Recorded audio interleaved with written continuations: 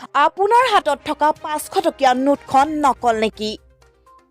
কোনখন 500 টকীয়া নোট আসল, কোনখন নকল? 500 টকীয়া নোটৰ উৰা বাতৰিক লৈ কি ক'লে RBI?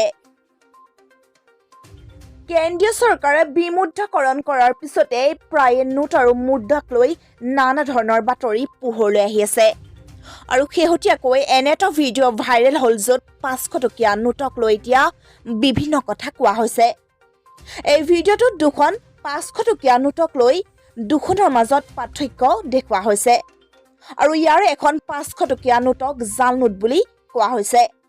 ভিডিঅ'টোত আৰু এই ভিডিঅ'টো ভাইৰেল হোৱাৰ পিছতে PIBয়ে ইয়াৰ সত্যতাক লৈ ফেক চেক কৰে। এই ভিডিঅ'টোত জনতাক এইদৰে সাৱধান কৰি দিছে যে যিবোৰ 500 টকীয়া নোটত সেউজীয়া লাইনটো RBI গভৰ্ণৰ কাষত থকাৰ সলনি গান্ধীজীৰ কাষত থাকে সেইবোৰ 500 টকীয়া নোট ল'ব নালাগে। PIBৰ অনুসন্ধানত এইটো পোৱা গৈছে যে এই ভিডিঅ'টো এটা ফেক ভিডিঅ'। ইয়াত দেখুওৱা তথ্যখিনি সম্পূৰ্ণ সত্য নহয়, বৰং সম্পূৰ্ণ মিছা। আচলতে এই ভিডিঅ'টোত দেখুওৱা দুইখন নোটেই বৈধ আৰু মান্য। ইয়াৰ এখনো জাল নোট নহয়।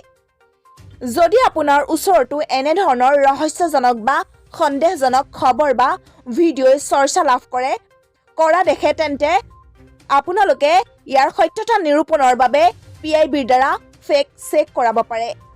ইয়াৰ বাবে আপোনালোকে অফিচিয়েল ৱেবছাইট factcheck.pib.gov.in ত গৈ জনাব লাগিব।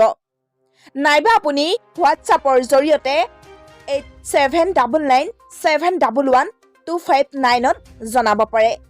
নাইবা আপোনালোকে ইমেইলত pibfactcheck@gmail.com ত আপোনালোকে মেইল কৰিব পাৰে। আৰু এই বিষয়ত যদি আপোনালোকে কিবা সমস্যাৰ সন্মুখীন হয় তেন্তে আপোনালোকক যিটো হোৱাটছআপ নাম্বাৰ দিছোঁ আৰু ইমেইল ID দিছোঁ সেই ইমেইলত গৈ আপোনালোকে ইমেইলো কৰিব পাৰিব বা নাইবা আপোনালোকে হোৱাটছআপৰ জৰিয়তে আপোনালোকৰ সমস্যাৰ সমাধান কৰিব পাৰিব।